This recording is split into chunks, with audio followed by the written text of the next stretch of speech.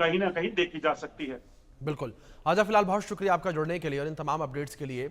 और त्यागी साहब, मैं आपसे रिक्वेस्ट करूंगा सर आप बने रहे मेरे साथ। इस बीच एक बड़ी खबर है, उसका रुख करते हैं, जहां ऑपरेशन राइजिंग लायन का एक्सक्लूसिव वीडियो सामने आया है। आईडीएफ ने ऑपरेशन राइजिंग लायन का वीडियो जारी किया है। ये बड़ी खबर है जो इस बीच सामने आ रही है। ऑपरेशन राइजिंग लायन का ये वीडियो आपके स्क्रीन पर देख सकते हैं किस तरीके से इसका जो वीडियो जो है वो भी जारी किया गया है। ये एक्सक्लूसिव वीडियो है, आईडीएफ के द्वारा ये ऑपरेशन राइजिंग लायन का वीडियो जारी किया गया है।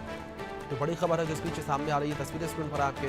त्यागी साहब, मैं आपका रुख करूंगा, जिस तरीके से आईडीएफ ने ऑपरेशन राइजिंग लायन का वीडियो जारी किया है, क्या सर आपको लगता है कि आईडीएफ के द्वारा यहां पर दबाव बनाने का एक जो है काम किया जा रहा है, प्रेशर गेम जो है खेलने की कोशिश आईडीएफ कर रही है?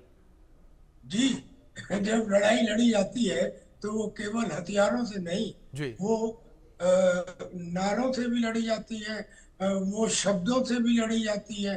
अब ये जो उन्होंने अपने ऑपरेशन का नाम रखा है लॉयन राइजिंग, यानी कि छलांग मारता हुआ शेर, जी यानी कि वही सिंबल जो नेताजी सुभाष चंद्र बोस ने एक समय में रखा था और अंग्रेजों की हुकूमत को मणिपुर के मोइरंग में ऐसे भगा दिया था जैसे अफगानिस्तान ने अमेरिका को भगा दिया। तो इस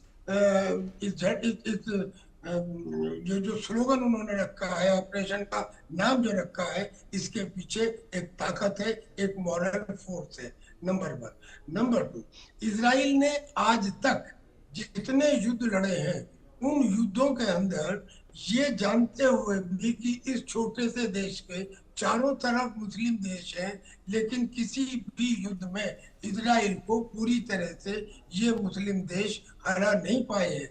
बल्कि एक दो युद्ध में, खासतौर तो 1967 में उसने जॉर्डन भी ले लिया था जी, उसने तो सीरिया भी ले लिया था जी, उसने तो इजिप्ट भी ले लिया था। ये तो सब बाद में वापस किए गए हैं। तो इजराइल अपनी ताकत को दिखा चुका है, अरेबियन कंट्रीज उसे मानते हैं। और सच ये है कि अगर आप किसी अरेबियन कंट्री के नुमाइंदे से पूछो तो वो ये कहेगा कि हमें अमेरिका से इतना डर नहीं लगता जितना इजराइल से डर लगता है। और अब तो स्थिति बिल्कुल बदल गई है, क्योंकि 24 घंटे पहले इजराइल में नेतन्याहू के खिलाफ एक बिल आया था जिसमें यह था कि इजराइल की पार्लियामेंट को डिसॉल्व किया जाए। उसमें जो अल्ट्रा पार्टी थी, जो पहले अपोजिशन जी में थी, वो भी साथ में आ गई और उन्होंने कहा कि युद्ध के समय में कोई बदलाव नहीं होगा, यानी कि वो बिल सस्टेन हो गया। नेतन्याहू उसमें जीत गए और अब अगले 6 महीने तक कोई बिल उनके संविधान के मुताबिक वो वहां पे नहीं लाया जा सकता। यानी कि फॉर नेक्स्ट 6 मंथ नेतन्याहू के डिसीजन फाइनल और बाइंडिंग होंगे। और फिर उसके डिसीजन के पीछे दो आदमी हैं। पहले तो उसका बाप, यानी कि उनके पिताजी, जिन्होंने उन्हें ग्रेटर इजराइल की शिक्षा दी, और दूसरे उनके बड़े भाई जिन्होंने युगांडा में एक बड़ी ऑपरेशन के अंदर मोसाद के एज ए कमांडिंग ऑफिसर शहादत दी। यानी कि इन दोनों की वजह से आज उनका कद ऐसी स्थिति में है कि जो वो कहेंगे वो होगा।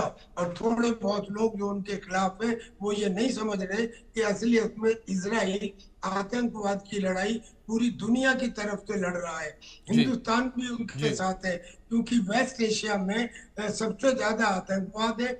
और वेस्ट एशिया के एक कोने पे इजराइल और दूसरे कोने पे भारत, और हम दोनों की एक जैसी समस्याएं। और हमेशा से इजराइल ने हमारा साथ दिया है। हालांकि हम पैलेस्टीनियन के अगेंस्ट नहीं है, लेकिन इजराइल के साथ है। कारगिल के युद्ध में इजराइल ने वो कंपोनेंट हमें दिए जिसके लिए अमेरिका ने मना कर दिया था जी कि हिंदुस्तान को मत दो, लेकिन उसके बावजूद इजराइल ने दिए। We stand with Israel. बिल्कुल। अब सर देखना होगा कि किस तरीके से पूरी लड़ाई क्या नया बोर्ड लेती है और किस तरीके से ईरान के द्वारा हमले इजराइल के ऊपर तेज किए जाते हैं। फिलहाल सर बहुत शुक्रिया आपका जुड़ने के लिए और अपना कीमती वक्त इंडिया न्यूज़ को देने के लिए।